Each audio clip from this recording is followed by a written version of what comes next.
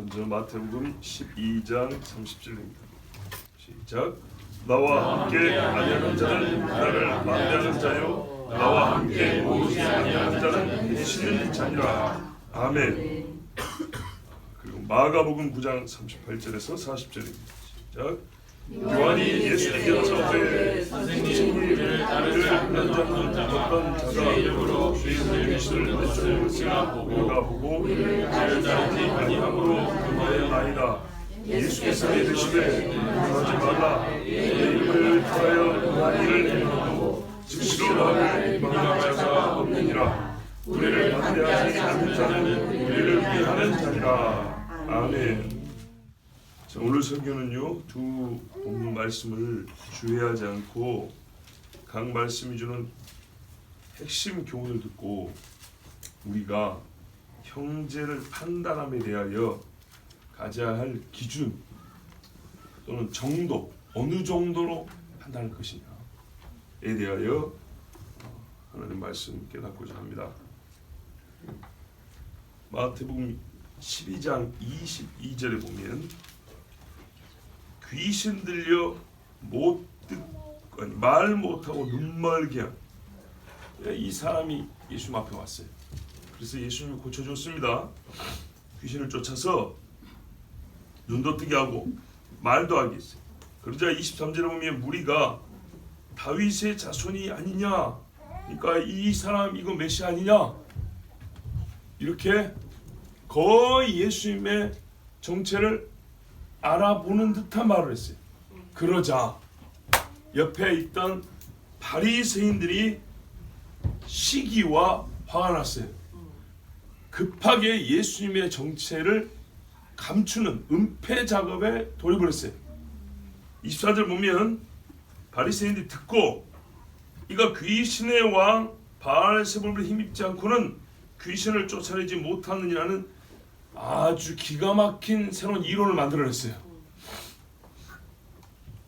참 대단하죠.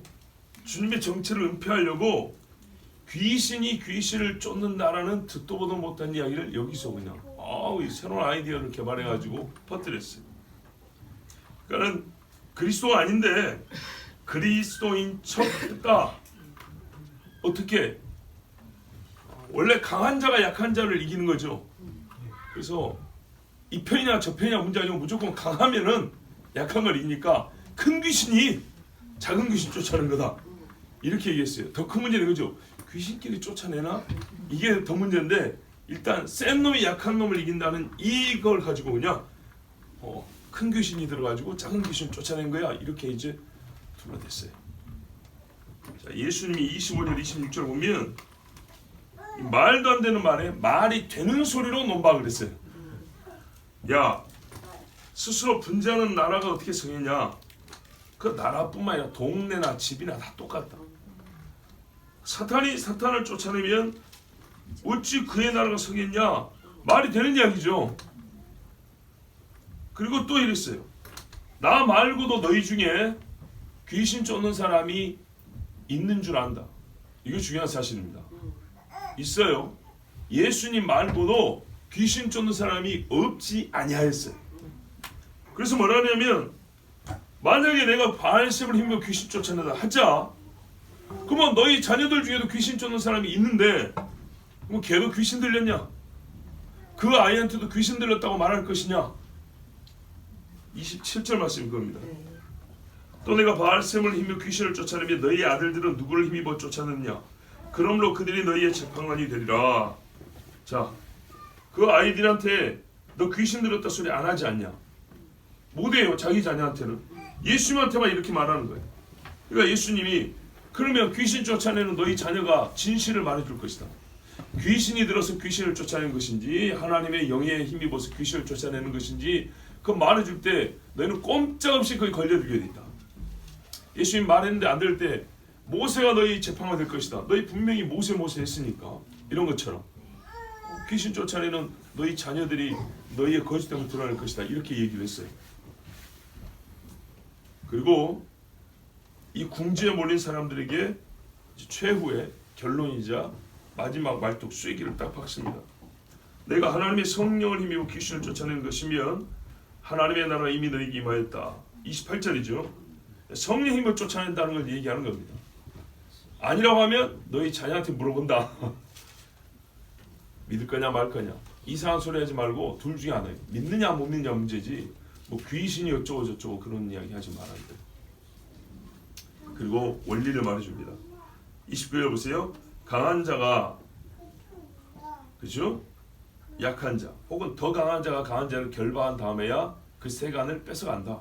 그런 것처럼 지금 이 아이를 내가 귀신에서 뺏어왔는데 보다시피 내가 귀신보다 세다는 얘기다. 보세요. 내가 귀신 힘입어서 귀신을 쫓아내는 건 아니고 성령 힘입어서 쫓아내는데 성령이 귀신을 능히 제어하고 하나님의 자녀를 뺏어온다. 가끔 무당이나 점쟁이들도 그런다면서요. 예수가 세다고 자기 입으로 말한다면서요. 자, 다 성경적 근거가 있습니다. 그러면서 이제 하신 말씀이 30절이에요. 이렇게 이상한 소리 하면서 예수님을 모독하고 예수님이 하신 일을 못 믿게 만드는 요 사람들을 향하여 하는 말씀이 나와 함께 아니하는 자는 나를 반대하는 자요 나와 함께 모으지 아니하는 자는 해치는 자냐. 이 해치는 때린다는 얘기고 흩어버린다 이 말이에요. 모으려면 흩어버리고 모으려면 흩어버리고. 자, 이 사건의 정체, 예수님이 한 사건은 성령의 힘을 입어서 귀신을 쫓아내고 하나님의 자녀를 자유케 한 것이다. 사건의 정체를 밝혀주면서 더불어 사람의 정체를 얘기해 줍니다. 이제. 사람의 정체. 바리새인은 어떤 사람들이에요? 예수님은 성령에 감동된 사람이고 바리새인은요 그 반대편에 있는 사람이라는 얘기입니다. 그렇죠? 예수를 틀렸다고 바르게 지적한 사람이 아니라 그냥 예수를 반대하는 사람인 거예요. 예수님이 이 사람을 고치고 살리려 하면 죽이는 사람이라는 거예요. 바리새인은. 자, 여기서 30절로서 함께 아니한다는 말은요 6차적 결속. 실제로 손을 잡고 있냐 아니면 지리적으로 이렇게 같이 붙어 다니냐 이런 얘기 아니고요. 그러니까 바꿔 말하면 우리 조직 안에 있다 이런 말이 아니고요. 믿지 않는 자라는 말입니다. 예수와 함께 아니하는 자 따라다니기만 하면 같이 있는 사람이냐 그 말 아니고 믿어야죠. 여기서 나와 함께 아니하는 자 즉 나를 믿지 아니하는 자는 내가 아버지와 함께 있는 것처럼 그렇게 함께 안 하는 사람은 반대하는 사람이고요.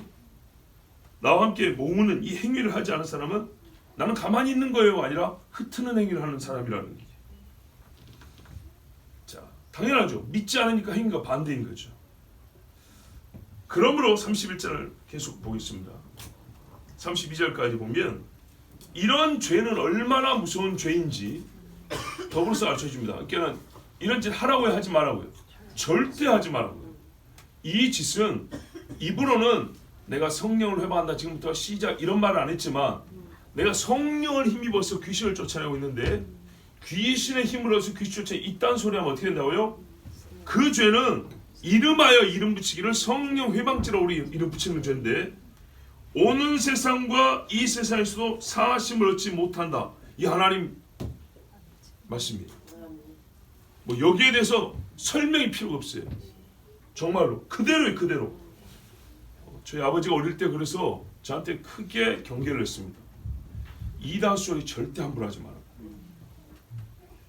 말씀해 보세요. 구원을 못 받는다. 용서가 안 되는 죄가 있다고 했어요. 그게 뭡니까 했더니 성령을 모독하는 죄는 사하심을 얻지 못한다 그랬더니 성경이 우리가 이거 성경 만들고 쓴 거 아니잖아요. 나도 모르는 사이에 혹 이 죄에 빠져버리면 제 아무리 별짓을 해도 안 되는 거예요. 하나님이 정한 뜻이 그래요. 우리가 모든 죄는 다 회개하면 용서받지. 예. 근데 하나님이 안 되는 게 있다고 했어요. 안 되는 거. 이거에 대해서 내가 뭐라 할 말 있어요. 안 된다는데. 어떤 유형이냐 했더니 바로 요 유형입니다. 딱 이 전체 맥락 보면 아시겠죠. 그래서 잘 보세요. 이런 사람도 있어요.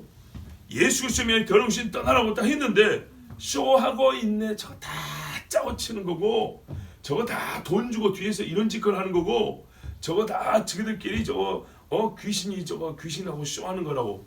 만약에 그게 귀신이 진짜로 쇼하는 거면 괜찮은데 귀신은 모방을 잘하니까 괜찮은데 성령이 하시는 일인데 그런 소리를 했다. 나는 모릅니다. 어떻게 해줄 방법이 없다고요. 예수님 말씀을 따라. 예수님이 꼭 그 맥락에서 이렇게 말씀했잖아요. 그래서 말 조심하라고 했어요. 살고 죽는 게 혀에 달렸다 그랬죠. 정말입니다. 진짜 조심해야 됩니다. 선이 있어요. 선이. 사람이 말하는 선이 있어요. 나무도 좋고 열매도 좋다든지 나무도 좋지 않고 열매도 좋지 않다든지 하라. 그 열매로 나무를 안다. 자, 무슨 말이에요? 말을 하려면 일관성을 가지는 거 최소한. 일관성. 보세요. 우리는 나무의 뿌리를 파서 보지 않고 열매를 봅니다. 자, 예수님 열매 좋습니까? 안 좋습니까? 좋죠. 좋은 열매를 보고 왜 예수를 욕하냐고. 보십시오. 말 못하는 자를 말을 하게 하고 눈 감은 자를 눈을 뜨게 했단 말이에요. 사람들이 하는 말이 뭐라 그래요? 저가 좋은 일 한다고 이렇게 소문났다고요. 근데 바리새인은 와가지고 뭐라 그래요? 똑같이 좋은 열매를 보고 저 뿌리가 썩었구만. 저 뿌리 저거 귀신이 자꾸 저거 흔드는 나무라고 이렇게 말하는 거예요. 일관성 있게 말하는 거예요. 내 뿌리를 욕하려면 좋지 않은 열매를 보고 욕하면 예수. 근데 사람을 살려나는데 한다는 소리가 저거 못된 나무네. 여러분 잘 보세요. 우리가 무엇을 근거로 어떻게 말하는지. 그래서 예수 말에 독사의 자식이라는 거예요. 독사의 자식. 너희는 악하니 어떻게 선한 말할 수 있냐. 바로 너희 말이 열매인데 너희 말을 듣고 보니까 니야말로 나쁜 나무구나. 그렇죠? 니야말로 독사구나. 이렇게 말했어요. 왜? 마음에 든 것으로 말한단 말이죠. 그래 네 말을 들어보니까 너는 지금 사람을 살려하는데도 귀신 타령하는 거 보니까 네 마음이 꼭 그렇구나. 이렇게 예수님이 이 사람들을 정죄했어요. 반대로 35절에 선한 사람은 그 쌓은 선에서 선한 것을 내고 악한 사람은 그 쌓은 악에서 악한 것을 내느니라. 예, 본질상 독사의 자식이고 말로는 아브라함의 자손이지만 너희들이야말로 거짓말하는 사람들이구나. 사람은 다 본생대로 말한다. 본성, 생긴 대로 말했어요. 제 것으로 말해요. 남의 것으로 말 안 해요. 제 것으로 하는데 너희는 악인이니까 악한 것을 말하는구나. 31절 37절에 그래서 보세요. 무슨 말을 하든지 간에 심판날에 네 말 그것을 가지고 하나님이 물을 것이다. 네 말로 의롭다움을 받고 내 말로 정죄함을 받으라. 여러분 마음으로 믿고 입으로 신하여 구원받는다는 그 말만 생각하지 말고 반대로 하는 말은 어떻게 해요? 네 말 때문에 정죄를 당하고 죽는 거예요.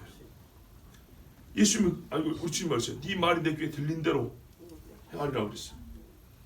자, 악인은요 모르는 사실이 있어요. 눈앞에 보이는 증거도 안 믿으니까 당연히 모를 수밖에 없는데 그 36절 37절 이 말씀 모릅니다. 안 믿어요. 자, 예수에 대하여 말 조심해야겠죠. 이 사건에서 알 수 있어요. 예수님은요 바리새인들을 정죄했어요. 꾸짖었어요. 그들이 어떤 사람이라고요? 나와 함께하지 않냐는 사람, 반대하는 사람 분명히 밝혔어요. 여러분 여기서 우리가 예수님의 성격 내지는 예수님의 말할까요? 말씀하시는 예수님의 말씀을 있는 그대로 좀 받아들일 필요가 있어요. 그게 뭐냐면 예수님요 사람 좋다는 식으로 이렇게 말한 적이 없어요. 가만 보세요. 요즘으로 말하면 싸움 유발자입니다. 남들이 이렇게 말할 때 그냥 고요히 지나갈 때도 있는데 그 자리에서 꼭 끝을 내고 지나가는 성격이에요.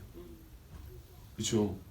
우리가 그리스도인들이 어디서 싸우면은 예수쟁이가 싸웠다 소리 들을까봐 예수쟁이가 좀 적당히 져주지 그 져주지도 않고 끝까지 버티는 예수쟁이들 독하대. 그런데 가만 보세요. 예수님 요즘으로 한번 봐보세요. 여러분 누가 이렇게 욕하면 어떻게 했어요? 예수쟁이가 꼭 그거 안 지고 간다고 그럴까봐 지는 척이라도 해주죠. 예, 알겠습니다. 이러고 지나가죠. 예수님 안 그래요. 우리가 성경에서 보면 예수님하고 말다툼하고 논쟁한 게 얼마나 많은가 봐보세요. 난 여기서 여러분 싸움꾼이다라고 말하는 게 아닙니다. 뭐 때문에 싸웁니까? 예수님 자기 명예 때문에 싸우지 않았어요. 아버지의 나라와 아버지의 의, 아버지의 이름 때문에 싸웠어요. 자, 이거는 우리가 꼭 배우고 또는 인정하고 넘어가야 돼요. 예, 요즘에는요 예수쟁이들은 전부 다 그냥 다 사람 좋아야 되는데, 사람 좋다는 게 뭐예요? 내가 무슨 해코지라도 다 받아줘. 그냥 맘 놓고 해코지해도 되는 사람. 근데 성경에는요 그런 예수쟁이 별로 없어요. 자, 37절 마가복음 이제 9장 37절입니다. 우리 본문은 38절이지만 37절부터 보면 이렇게 되어 있습니다. 그 앞에 누가 높냐라는 다툼이 있었어요, 제자들끼리. 그러자 예수님이 어린아이 하나를 딱 데려왔어요. 그리고 이런 어린아이 하나를 내 이름으로 영접하면 나를 영접한 것이고, 나를 영접하면 나 보내신 자 아버지를 영접합니다 하고 이렇게 가르쳐줬어요. 어린아이 하나를 영접하는 것에서부터 하나님 아버지를 영접하는 이 중요한 교훈을 가르쳐 주셨어요. 높은 자리에 앉겠다고 싸운 제자들을 가르치면서 한 말씀입니다. 그런데요, 이 말 뜻을 알아먹었어요, 요한이. 근데 창피하잖아요, 듣고 나니까. 그죠? 뭐 서로 별것도 아닌 사람들끼리 높은 데 앉겠다고 막 다투고, 예수님도 이렇게 비유로 꾸짖어 주시니까 좀 창피해요. 그래서 예 알겠습니다 이러면 되는데 사람이 그렇잖아요. 그래서 주제를 살짝 돌립니다. 38절에 선생님 근데요, 우리를 따르지 않는 어떤 사람이 있어가지고 주의 이름으로 귀신을 내쫓던데, 그런 사람은 영접하지 않고 그냥 우리가 좀 이렇게 멀리하고 금하고 막 이래도 괜찮은 거죠? 딴소리 한 겁니다. 그러다가 또 한 대 더 맞았어요 이제. 자, 영접하지 않아도 되는 유형을 지금 하나 얘기한 거예요. 자기들이 그렇게 했다는 거죠. 어린아이까지도 영접하라는데, 그러고 보니까 도망갈 데가 없어요. 예. 이 어린애들까지 영접하라면 뭐 다 영접해야지, 다 잘해줘야지. 근데 자기가 또 마음에 걸리는 것도 있고, 또 주제도 살짝 돌리려고, 근데 우리가 그 사람은 아닌 것 같아가지고 영접하지 않고 이렇게 좀 멀리 했는데, 선생님 그거는 괜찮죠? 이렇게 이제 살짝 돌려 말을 했어요. 그랬더니 주님이 뭐라 하냐면, 자 39절에 뭐라 그러니까, 금하지 말라. 예, 되려주고 말로 받는다고요. 내 이름을 의탁하여 능한 일을 행하고 즉시로 나를 비방할 자가 없느니라 그랬어요. 와, 우리를 반대하지 않는 자는 우리를 위하는 자니라. 우리 편이다 이 말이. 우리 편이다. 다른 번역에 이렇게 돼 있어요.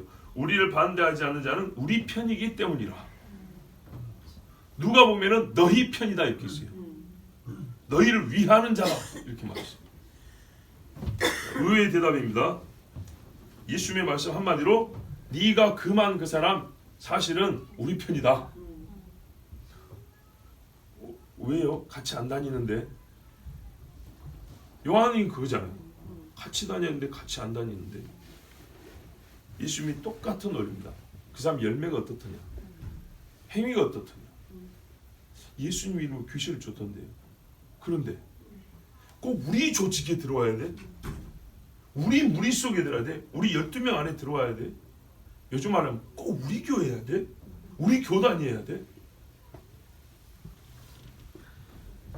자, 나를 영접하고 나를 믿는 자라는 증거가 있는데, 너희보다 나은 증거가 있는데, 우리하고 같이 어울려 안 다닌다고 그 사람을 비방해도 되고, 이 말이 뭐냐면 그러니까는 증거가 있는데 그 사람이 나를 욕하고 악담하고 다닐 사람인 줄 알고 너희 그렇게 멀리하고 선을 그었냐? 잘못 생각했다. 내 이름으로 귀신을 쫓고 다니면서 내 이름으로 그 역사하면서 나를 욕할 사람은 아니다. 이렇게 얘기를 했어요. 자, 여러분 요한의 말대로 하면 우리 무리와 같이 다니지 않으면 틀린 것입니다. 근데 우리 주님은 말했어요. 우리 무리와 같이 다니느냐 아니냐가 중요한 게 아니고, 그가 나하고 어떤 관계에 있는 사람이냐, 나의 이름으로 무엇을 하냐가 우리 편이냐가 아니냐를 결정하는 것이지, 우리 조직 안에 있느냐 아니느냐가 우리 편이냐 원수냐, 그 말자냐 가까이 할 자냐를 가리는 게 아니다, 그런 말이에요.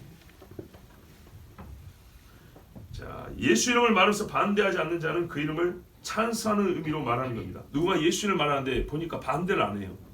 그러면 중립을 얻기 때문에 그 사람은 예수님을 찬스하는 사람입니다. 예수님의 말씀이 그래요. 예수 이름으로 주님과 똑같은 일을 하고 있어요. 똑같은 일을 하고 있는 사람은 예수님 편에 있는 자라고 말합니다. 즉 정리하면 조직의 일치가 신앙의 일치를 말하는 것이 아닙니다. 신앙의 일치는요 조직의 일치를 초월합니다. 아까 말씀드린 대로 당신 순복음교단이야? 당신 침례교인이야? 당신 성결교회야? 나 장로교야. 그래서요 쓸데없는 싸움 하지 말아요 말입니다.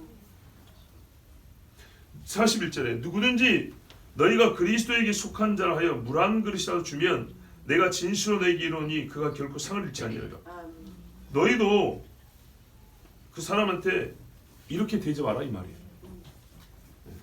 금하지 말고 그가 나에게 속한 자고 우리 편이니까 너희들 눈 똑바로 다시 떼야 된다.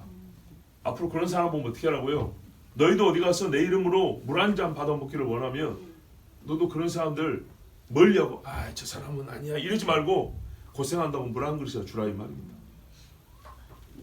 자 오늘 이 마태복음과 마가복음을 통해서 우리는 동료 신앙인을 판단함에 있어서 기준 그리고 정도를 배웁니다. 어느 정도로 할 것입니다. 첫 번째요. 그리스도를 대적하는 자는 구별해냈고 꾸짖고 그와 동화되지 말아야 합니다. 마태복음에 나온 바리새인처럼 이 사람들은 해치는 자입니다. 반대하는 자입니다. 이 반대하는 자하고는 멍에를 같이 메우면 안 됩니다. 두 번째로 마가복음에 따라 그리스도의 이름으로 모으는 자라면 조직적 일치를 초월하여서 동료애를 가져야 합니다. 그들은 같은 편입니다. 이 바리새인의 예로는 오늘날로 말하면 이단에 속한 자들, 자칭 그리스도라는 자들, 그리스도와 교회를 대적하며 현저한 자들입니다. 불로 막 이렇게 박는. 두 번째 경우 예를 들면 우리 교회의 교인이 아닌 성도들에 대한 이 정도만 해도 되겠죠. 오늘 오전에 들은 말씀이 그래서 오늘 이 말씀에도 굉장히 크게 우리에게 도움이 되는 말씀이 있습니다. 골로새서 4장 11절에 유스도라 하는 예수도 너에게 문안하느니라. 그들은 할례파이나 이들만은 하나님의 나라를 위하여 함께 역사하는 자들이니 이런 사람들이 나의 위로가 되었느니라. 요즘 말로 하면 바울하고 신앙이 달라요. 파가 달라요. 그런데 뭐라 그래요? 가만 보니까 그거는 다른데 예수 믿는 게 증거가 확실해요. 그리고 진짜 주를 위하여 헌신해요. 근데 이 부분이 나하고 좀 달라. 그래서 어쩐다고요? 바울은 인정을 했어요. 하나님의 사람이라. 하나님의 나라를 위한 사람이고 나는 이 부분이 좀 다르지만 저렇게 주님 나라를 선시한 사람이니까 막 위로가 된다고 그랬어요. 우리 영국의 그리스도인 중에 제가 아는 것이 맞다면 조지 휘필드라는 유명한 신학자와 목사가 있습니다. 그 다음에 여러분 잘 아는 존 웨슬리하죠. 요즘 말로 하면 교파가 다릅니다. 웨슬리는 감리교 창시자잖아요. 휘필드도 거의 비슷합니다. 왜냐하면 루터는 말입니다. 믿음으로 구원한다는 걸 가르쳤어요. 근데 그것이 전 삶의 모든 신앙에 미쳐야 돼요. 칼빈은요 하나님의 주권을 강조했어요. 근데 시간이 흐르니까 어떻게 해요? 사람들이 나태하고 방자해졌어요. 그래서 다시 불을 다시 한번 일으킬 필요가 있었어요. 소위 제2의 부흥, 제2의 종교개혁. 그 세대가 바로 이 사람들 휘필드나 웨슬리 세대예요. 그런데 이 둘이 신학이 달라요. 어떻게 다시 우리의 불을 붙일 것이냐 할 때 가르치는 바가 좀 달라요. 그래서 둘이 소위 신학 배틀을 하면 맞설 수밖에 없어요. 근데 얼마나 서로 존중하고 존경했는지 제가 알기로 휘필드가 먼저 죽었는데 웨슬리가 와서 조사를 했다고 그랬어요. 서로 간의 죽음을 슬퍼하며 그 사람의 살아서의 그리스도의 종으로서의 행적을 칭송하며 무엇인지 알겠죠? 이게 동료애라고요. 오늘 우리에게 필요한 교훈이 마가복음에 좀 더 있기 때문에 이 마가복음을 통해서 우리가 교훈을 좀 더 얻고자 합니다. 신앙의 가르침을 주는데 강조점과 지금의 주제가 나하고 좀 다르다고 해서 원수를 여기거나 잘못된 가르침이라 단언할 수는 없는 겁니다. 자, 예컨대요, 하체가 약한 사람을 돕고 싶었어요. 그래서 하체 단련법을 가르쳐 줍니다. 하체 단련법 가르쳐 주는데, 한 사람은 달리기가 좋다고, 또 한 사람은 계단 오르기가 좋다고, 또 다른 사람은 앉았다 일어나기가 최고라고, 어떤 사람은 누워서 다리 들고 이렇게 흔드는 거, 이게 효과가 좋다고 막 이렇게 말했어요. 그런데 처음에 달리기가 좋다고 말한 사람이 다른 운동법은 전부 다 가짜고 틀렸다고 주장한다면 여러분 어떻게 하겠습니까? 다 도움이 되는 거죠. 그런데 이 달리기 한 사람은 달리기밖에 몰라요. 그래서 나머지는 틀렸다고 하는 거예요. 근데 내 것이 효과가 조금 더 좋다고까지는 인정하겠는데 너희는 다 가짜야 이렇게 해버렸어요. 그래서 다른 운동법을 가르치는 사람은 저거 다 사기꾼이고 거짓말쟁이로 몰아붙인다면, 여러분 달리기를 버릴 것은 아니지만 그 달리기만 주장하는 사람하고 가까이 어렵겠죠. 이런 경우는 어떤가요? 두 사람이 달리기가 좋다고 합의를 했어요. 하체 운동법으로 달리기가 좋다 했어요. 근데 한 사람은 오직 전력 질주가 좋다, 천천히 달리는 달리기는 소용없고 시작 여기 또는 100m 달리기 식으로 요렇게 달리는 것만 하체 운동에 도움이 된다 이렇게 가르쳤어요. 옆에 사람은 아이 그렇지 않지, 마라톤도 괜찮지, 또 어떤 사람 인터벌 달리기라고 쑥 달다가 좀 쉬었다가 또 쑥 달다가 좀 쉬었다가 이런 달리기도 괜찮지 그랬어요. 자 여러분, 아니지, 달리기는 전력 질주지, 나머지는 다 필요 없어. 자 여러분 어쩔랍니까? 전력 질주도 해볼 만하지만 그것만 가르치는 사람은 좀 곤란하죠. 자, 전력 달리기를 이제 두 사람이 가르칩니다. 근데 한 사람은 1시간 내내 전력으로 달려야지만 효과가 있다고 말했고 이것이야말로 운동이라고 그랬어요. 근데 어떤 사람은 1시간 내내 전력 달리는데 죽는다. 쫙 달리다가 잠깐 숨을 좀 고르고 또 쫙 한번 달다가 잠깐 좀 술을 고르고 이런 식으로 전력 질주라는 것이 좋겠다 이렇게 말했어요. 그런데 1시간 내내 전력 질주를 한다는 사람이 뭐라냐면 내가 말한 달리기 방법만 좋고 나머지는 다 틀렸어 이렇게 말했어요. 1시간 내내 전력 질주 할 수 있겠습니까? 참 비유가 쉽죠.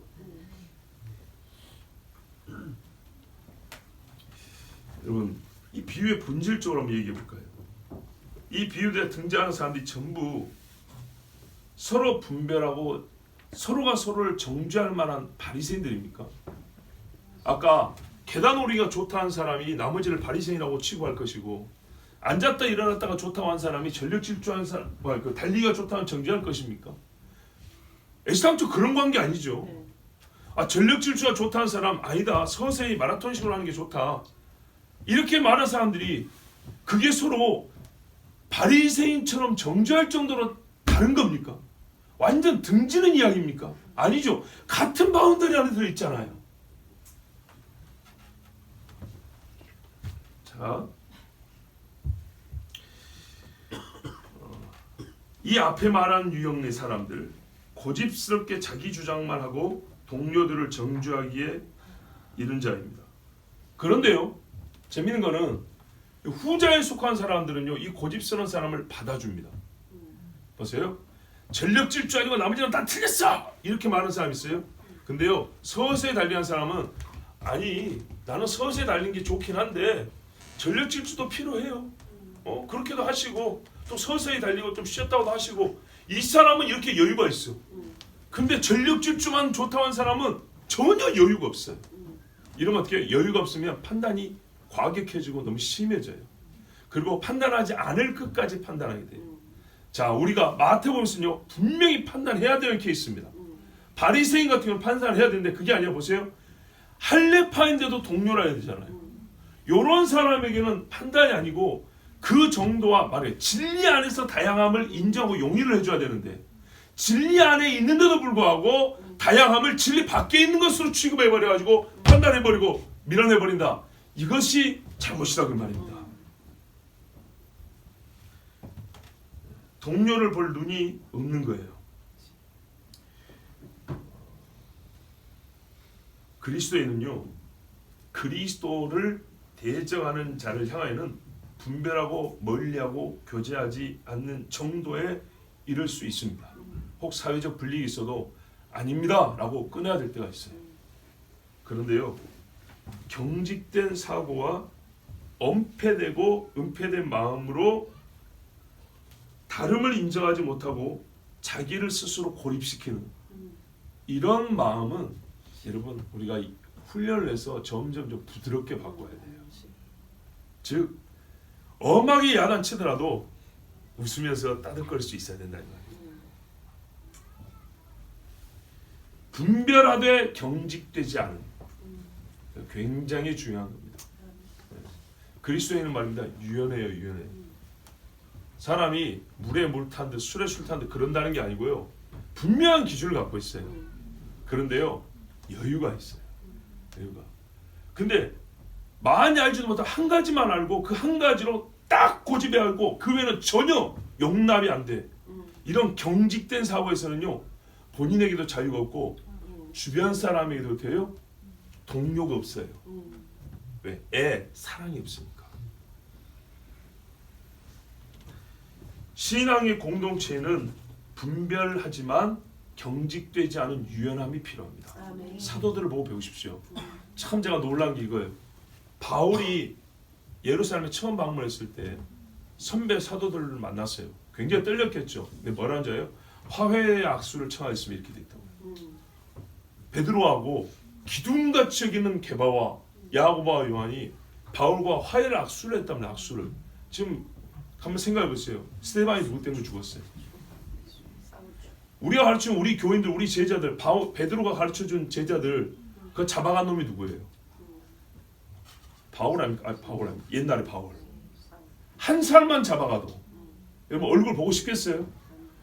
폐가 망신하고 해외로 도망갈 수밖에 없고 고향을 떠날 수밖에 없고 두드러 맞고 나오고 고문당했고 장애를 가진 사람 돌에 맞아 죽은 것을 내 눈앞을 봤는데 그 놈이 와갖고 지금 예수 믿는다고 와가지고 선배님 이렇게 하는데 여러분한테 악수가 쉽게 나오겠어요? 이참에 잘됐다. 너의 믿음을 내가 확인해버리라. 자, 3일째부터 말해봐. 틀렸어. 다시. 창조주 하나님 뭐 했다고? 검증을 해보자고 사도들이 12명이 줄줄이 서가지고 최고로 어려운 문제로 한 사람을 1시간씩 붙잡고 있으면 바울이 아마 피가 말라 죽었을 겁니다. 그런데요, 그러지 않았어요. 정말 놀라운 사건입니다. 우리 한번 내 성이 실제니까 우리 힘은 실제라고 한번 생각을 해보세요. 그런데 그 선배들이 형제 왔는가 악수라고요. 바나바 보세요. 바나바 데려다가 인사를 시키고 이렇게 했다잖아요. 바나바는 그래서 뭐래요? 권위자이면서 위로자라야 돼 있어요.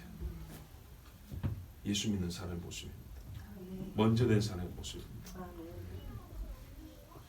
온전하게 분별하고 유연한 마음을 가진 신앙인은 성경에서 우리가 배울 수 있는 그리스도 닮은 자세 중에 하나입니다. 여기서 제가 성경을 보고 성경의 이런 사도들의 모습을 보면서 또 우리 주변에 참 훌륭한 신앙이다라고 여겨지는 그런 사람들을 보면서 제가 간추린 게 있어요. 그 특징을 간추린 거예요. 뭐 성경에 어디 목록 리스트가 나와 있는 게 아니고 성경을 보고 또한 훌륭한 신앙인들을 보면서 이렇게 그 특징들 간추린 것을 여러분이 정리를 해가지고 한번 들려드릴 테니까 아마 얼추 맞을 겁니다. 첫 번째는요, 아까 우리가 마태복음 본 것처럼 분별력이 있어요. 남들보다 분별을 잘해요. 그러나요, 항상 분별 잘한다는 특기를 살리려고 특기 살릴 때만 찾아다니지 아니하고 분별할 가치가 있는 것에 그 능력을 사용을 해요. 네. 사람이 뭐 잘한 거 쓰면 지금 그 상황이 아닌데도 꼭 자기 잘한 거 한번 해보려고 막 일을 만드는 사람이 있죠. 그러지 않고요. 우리가 어찌할 바를 모를 때 그 사람은 그 능력을 가치 있게 써서 이렇게 분별하는구나. 이 사람이 이렇게 용납해야 되는 거구나. 이걸 몸으로 보여줘요. 진리의 몸체에서 한 부분을 선택하고는 그것이 전체 몸인 양 말하지 않습니다. 또 나머지를 무시하는 태도를 보이지 않습니다. 용납하고 겸손한 모습을 볼 수 있습니다. 그리고 이런 사람은 자기 모순됨이 없거나 혹시 자기 모순됨이 발견되면 회개하거나 고칠 줄 아는 그런 마음을 갖고 있습니다. 그리고 이 분별하고 뭡니까? 용납하는 사람들에게는요, 한편은 분노가 있어요. 왜요? 그렇죠. 영혼을 뺏어가고 죽이니까 분노가 있어요. 그리고 그것을 표현하는 용기도 있어요. 그렇지만 동시에 뭐냐면요, 작은 것들은요, 자기 짐으로, 자기 희생으로 형제를 덮어줍니다. 차라리 내가 욕을 듣고 그 사람을 가리는 막 역할을 해줘요. 자기 희생으로 형제의 약함을 짊어지는 사람들인데, 이 사람들은 기도해 줄 수 있는 사랑이 있어요.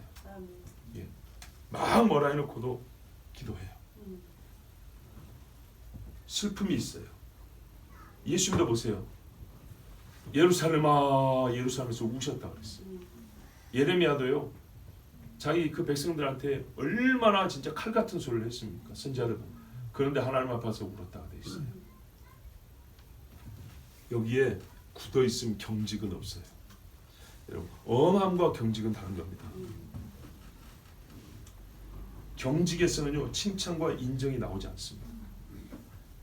칭찬할 걸 칭찬하고 나무랄 걸 나무라고. 신앙의 사람들은 다 이랬습니다. 그리스도와 함께 모으는 자인지 아니면 흩어버리는 자인지는 분별하여야 합니다. 받아들일 자와 거부할 자를 가리는 것은 우리에게 필요합니다. 요한계시로 보면 소아시아의 교회들이 잘한 일 중에 이게 들어갑니다. 자칭 선지자라 하되 자칭 유대인이라 하되 사탄의 회에 속한 자들 너희가 쫓아냈다 그랬어요. 그러나 육체로든 지식으로든 감정으로든 내 조직, 내 무리, 내 울타리, 이게 실제로 거리적으로 여기 있는지 공동체 이름으로 여기 있든지 아니면 마음에서 항상 내 마음에 드는 소리만 하는 사람이든지 어떤 범주이든 간에 나의 무엇에 들어있다는 것이 기준이 아니라 성경이 말씀하는 그리스도 닮음이 있는가, 그리스도를 위하여 행위하는가를 보고 그렇다 하면 금하지 아니하는 마음, 이걸 우리가 갖고 있어야 됩니다. 그리스도의 관용과 유연함을 배워야 합니다.